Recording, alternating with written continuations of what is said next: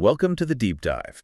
Today we're taking you right inside the human colon. Yeah, quite the destination for today. It really is. Yeah. But we're analyzing the exact, really granular choreography that's required to execute a flawless submucosal injection. Right, which is an incredibly high-stakes procedure. Completely. And we are pulling the framework for this discussion from a truly phenomenal piece of source material. It's an instructional YouTube video titled HCC 1475-22B submucosal injection - dye injection. It's a fantastic video. Yeah, and it's from the channel Gautamikala S. Raju.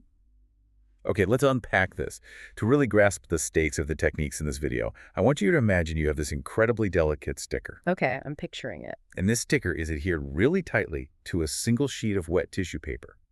Your job is to peel that sticker off. Sounds pretty much impossible. Right, because if you tear the wet tissue paper underneath, even a microscopic amount, it's a catastrophic failure. You can't just scrape it, and you certainly can't just pull. Because the tensile strength of that tissue paper is basically zero compared to the adhesive. Exactly. It's going to fail and rupture the second you apply any shearing force. But the dynamic completely changes if you can somehow inject this microlayer of liquid directly between the sticker and the paper. Right, creating a buffer. Yes, a temporary protective fluid cushion that physically elevates the sticker, that allows you to safely resect it. And that highly precise maneuver is exactly what we're decoding today. We're looking at the chemical mixtures, the fluid dynamics, and honestly, the intense vocal teamwork required to build that temporary buffer zone. What they call the submucosal lift. Exactly. Doing all that without compromising the muscularis propria or the peritoneal cavity underneath. You know, the source material is so compelling because it moves way past the standard textbook theory of a submucosal lift. It really gets into the operational reality of it all.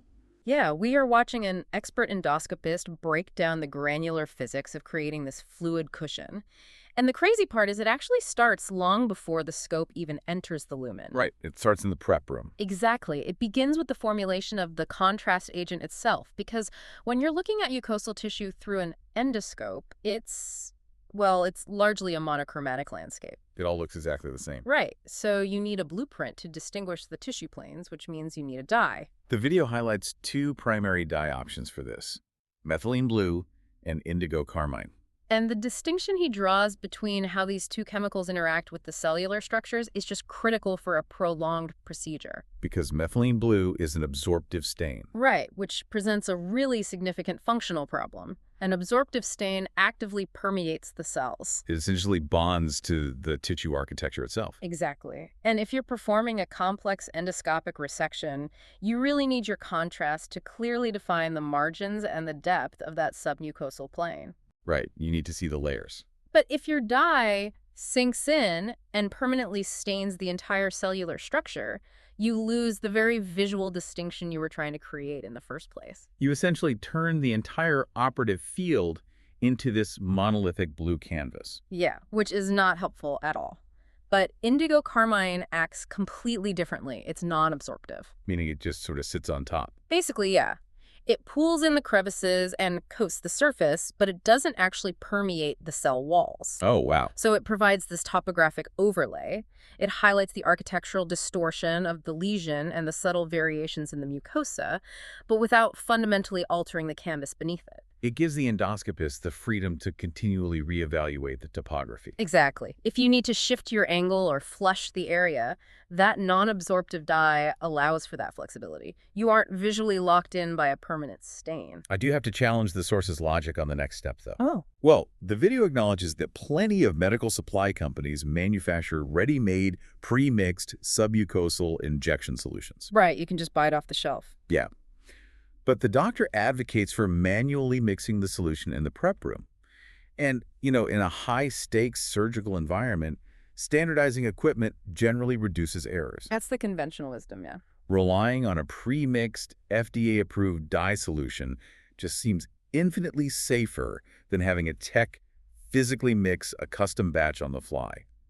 Why introduce that human variable into the equation at all? It's a fair point, but it really comes down to dynamic scalability and absolute control over visual opacity. Meaning the premixed stuff is too static. Exactly. Premixed solutions are one size fits all, but mucosal lesions are highly variable. You have different sizes, locations, varying vascularity. That makes sense. By mixing it manually, the team controls the precise volume and the specific translucency required for that unique case. And the ratio he outlines is remarkably stringent, probably to prevent that human error I just mentioned. Oh, very stringent.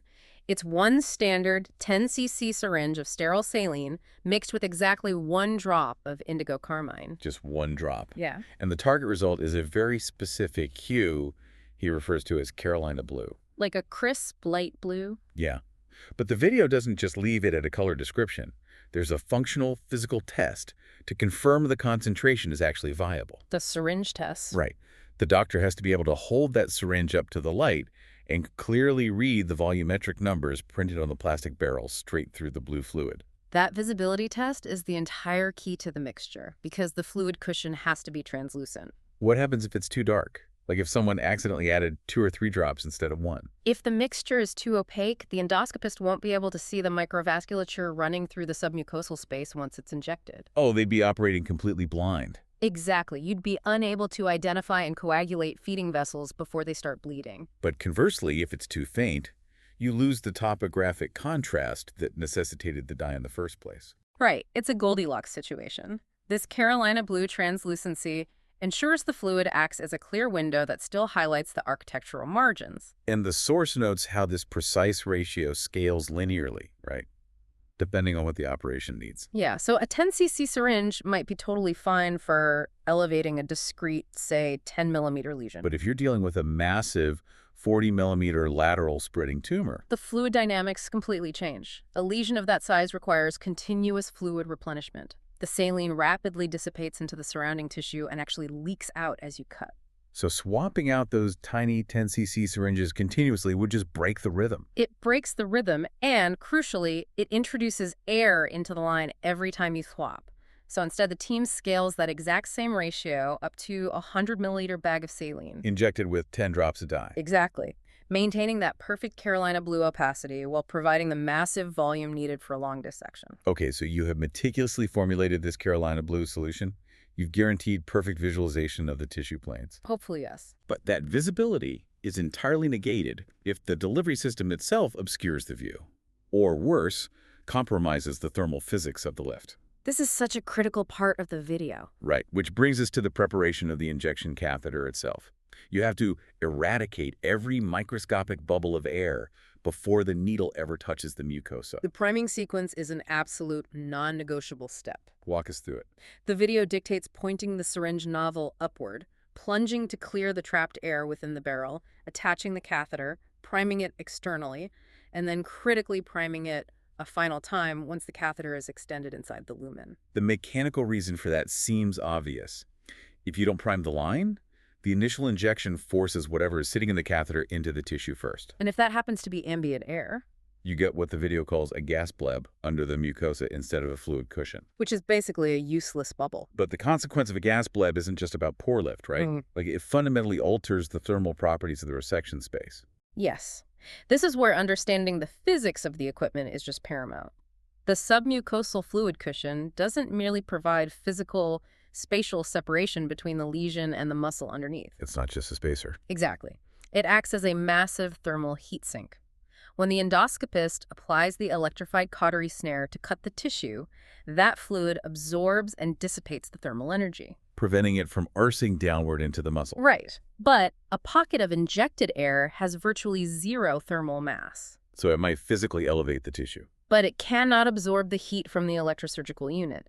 The thermal energy will travel straight through that gas and instantly cause a transmural thermal injury to the underlying muscle layer. Not just to clear the air. No, to map the gravitational orientation of the lesion. Here's where it gets really interesting. Determining whether the target is dependent or non-dependent. Right. Because when you're navigating a flexible endoscope through the complex, twisting anatomy of the colon, Everything looks the same. exactly.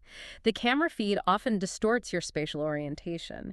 You can easily lose track of true gravitational down. So squirting a small amount of fluid acts as an immediate plumb line. The fluid will naturally pool at the lowest gravitational point.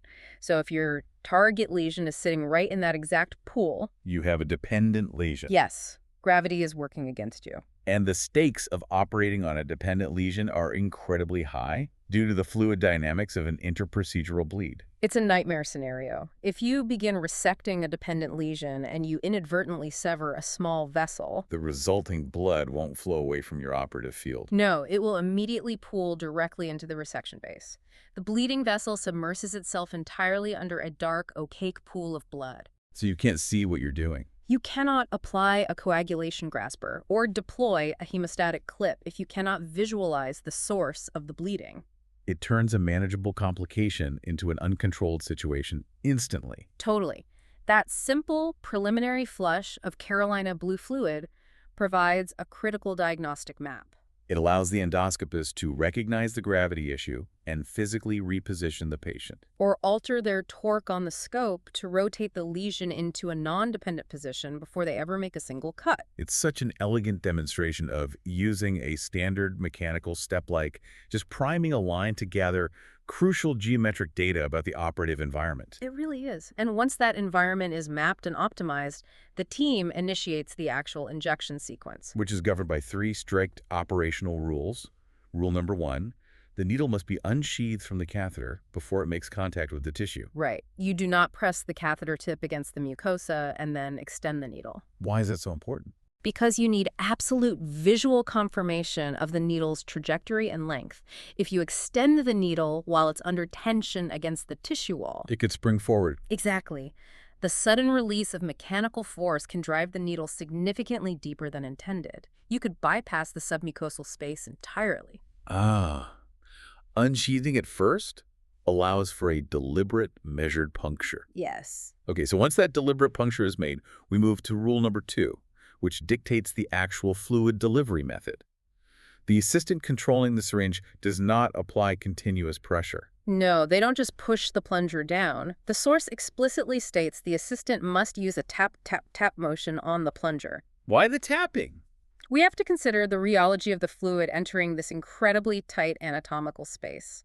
The submucosal layer isn't an empty cavern. It's more like a web, right? Exactly. Yeah. A microscopic, web-like matrix of connective tissue. If you apply immediate, high-pressure, continuous flow, the endoscopist has no opportunity to gauge tissue resistance. They can't verify they're in the correct injection plane. Right. It reminds me of a submarine using sonar. The assistant sends these tiny, rapid microbursts of fluid into the tissue. That's a great analogy. And the endoscopist analyzes the hydrodynamic response to each of those little bursts. Right. Like, does the mucosa elevate sharply and symmetrically, or is there high resistance? High resistance indicating the needle tip is buried in dense muscle or fibrotic scar tissue. Exactly. That rapid tactile feedback loop confirms the needle bevel is resting perfectly within that delicate connective matrix. And it operates right in tandem with rule number 3, right? The assistant must audibly vocalize the fluid volume being delivered, calling out, 1 ml in, 2 ml in. The vocalization is non-negotiable. The endoscopist is hyper-focused on the visual feed from the monitor. You can't just look over at the syringe. No, looking away to check the volumetric markings would completely disrupt their spatial awareness. The needle tip could slip right out of the plane. So they rely entirely on that auditory data, correlating the physical volume being injected with the visual lift they're observing on the screen? Right. If the assistant vocalizes that 3 milliliters have been injected, but the endoscopist observes only a marginal, sluggish elevation of the mucosa. The mass doesn't align. Exactly. That immediate discrepancy signals that the fluid is dissecting into the wrong tissue plane, or it's leaking extraluminally. And while the assistant manages this vocalized rhythmic fluid delivery, the endoscopist is executing a simultaneous physical manipulation of the needle, aren't they? Yeah, it's a very dynamic process. As the fluid cushion begins to expand, the endoscopist slowly retracts the needle slightly. Pulling back. And applying upward traction, physically tenting the mucosa. Why do they do that? Because it's an active hydrodynamic dissection. You aren't just passively filling a static space. By lifting the tissue, you actively decrease the mechanical resistance of that submucosal matrix. allowing the fluid to track laterally and really maximize the diameter of that protective buffer zone. Exactly. But, even with flawless execution of the Carolina Blue mixture, the gravitational mapping, and the proximity sensor tap-tap method. The human body is still unpredictable. Extremely. The anatomical variations present constant challenges, and the source dedicates significant focus to troubleshooting scenarios where the lift just fails. Yeah, and the most catastrophic of these is the extramural injection. Which occurs when? Typically, it happens when the team violates that first rule we talked about. If the needle is extended prematurely while pressed hard against the lumen wall, The sudden force drives it too deep. the shear force can drive the bevel straight through the mucosa, straight through the muscularis propria, and out the other side into the peritoneal cavity. Because the assistant is following the command to inject, they begin rapidly pumping the Carolina Blue fluid directly into the open abdominal cavity. Which is terrifying. And what makes this scenario so incredibly dangerous is the visual deception it creates on the monitor. How so? Fluid pooling massively on the outside of the colon wall will actually press inward. It creates a smooth, broad bulge on the inside that mimics a successful submucosal lift. Oh, wow. So the topographic overlay looks superficially correct. Right. But the thermal and mechanical buffer is entirely absent from the correct layer. Meaning, if the endoscopist interprets that false bulge as a successful lift and applies the cautery snare, The electrosurgical current will slice unimpeded through the unprotected muscle, resulting in an immediate, full-thickness perforation of the colon. that is horrifying. Yeah. And imagine the auditory counting is usually what catches this error. Yeah, exactly. A massive volume of fluid goes in, but the visual lift doesn't match the expected crispness. So when an extramural injection is identified, human instinct heavily dictates pulling the needle completely out of the tissue, right? To stop the error, reset, and start over. Instinct says yes, but the source explicitly warns against withdrawing the needle. Wait, really? Why wouldn't you just pull it out? The moment you fully withdraw the needle, you abandon the puncture tract you just created through the colonic wall. Oh, I see. Any subsequent attempts to inject fluid nearby risk, that new fluid's simply taking the path of least resistance. It'll just track right through that initial puncture hole and leak out into the peritoneum anyway. You essentially compromise the integrity of the entire operative field. Completely. So the corrective maneuver is hyper-specific, and it relies heavily on that proximity sensor analogy you mentioned earlier. So what do they do? You instruct the assistant to halt the injection. Then, the endoscopist painstakingly retracts the needle fraction by fraction, pulling it back from the extraluminal space, back through the muscle layer. While instructing the assistant to resume the tap-tap microbursts. Yes. You are systematically withdrawing the instrument while relying entirely on the hydrodynamic feedback of those microbursts to locate the missing plane. Like feeling around in the dark. Exactly. And when the needle bevel finally slips back into the submucosal matrix, the next tap will instantly produce that crisp, symmetrical elevation on the monitor. So you salvage the site by working backward from the air without ever abandoning the track. It's an incredibly skilled recovery. The source also contrasts this deep extramural complication with its exact opposite, the mucosal bleb. Right, which occurs when the injection is too superficial. It fails to penetrate deep enough into the connective tissue. Why does that happen? It frequently happens when attempting to lift a lesion that's been previously manipulated, where the underlying tissue is dense with fibrotic scarring. So the injected fluid just pools immediately beneath the epithelial layer. Yeah, creating a thin, highly localized blister. A mucosal bleb provides absolutely zero thermal protection and no mechanical elevation of the actual lesion base. The counterintuitive nature of these fixes is just fascinating to me. How do you mean? Well, if you're too deep in the peritoneal cavity, you slowly retract. But if you're too shallow, caught in a mucosal bleb, you do not pull back to try a different angle. No, you have to physically advance the needle. You have to maintain the trajectory and just muscle the bevel straight through that dense fibrotic scar tissue, forcefully accessing the deeper submucosal plane, then resume the tap-tap to confirm entry. It demands an unrelenting awareness of the needle tip's spatial geometry at all times. Absolutely. The endoscopist must continuously synthesize visual feedback, tactile resistance, and the auditory data from the assistant to make microscopic adjustments in real time. There is no passive observation in this procedure. None. Which I think fundamentally reframes how we view these complex interventions. We open by discussing the extreme delicacy of peeling a sticker off wet tissue paper without causing a tear. Right. And the cultural narrative surrounding advanced medicine often defaults to the solitary brilliance of the attending physician. The lone operator orchestrating the entire outcome through sheer technical skill. But synthesizing the mechanics outlined in this video, the precision of formulating the Carolina blue contrast, the diagnostic flush to map gravitational dependence, the auditory synchronization. It becomes abundantly clear that the solitary operator narrative is a total myth. The endoscopist literally cannot safely navigate the submucosal plane without the continuous, vocalized feedback loop from the assistant. The procedure is entirely reliant on a highly synchronized operational rhythm. And that operational rhythm raises a fascinating broader implication. Oh. We often assume that critical, high-stakes environments are secured by advanced technology or solitary expertise. But looking at the mechanics of this procedure, the ultimate safety net is nothing more than an intense rhythm of communication. That's very true. The exact timing of an assistant tapping a plastic plunger and vocalizing a number is literally the sole barrier preventing a routine dissection from becoming a life-threatening perforation. It makes you reevaluate the architecture of other critical systems we rely on daily. Exactly. Whether it's aviation, nuclear operations, or emergency response. How many of those seemingly automated high-tech systems are actually held together entirely by unseen vocalized teamwork operating quietly in the background? That is a profound shift in perspective, and a perfect place to wrap up. Thank you for joining us on this deep dive into the fluid dynamics, the thermal physics, and the unseen teamwork of endoscopy. It's been a great conversation. We will catch you on the next one.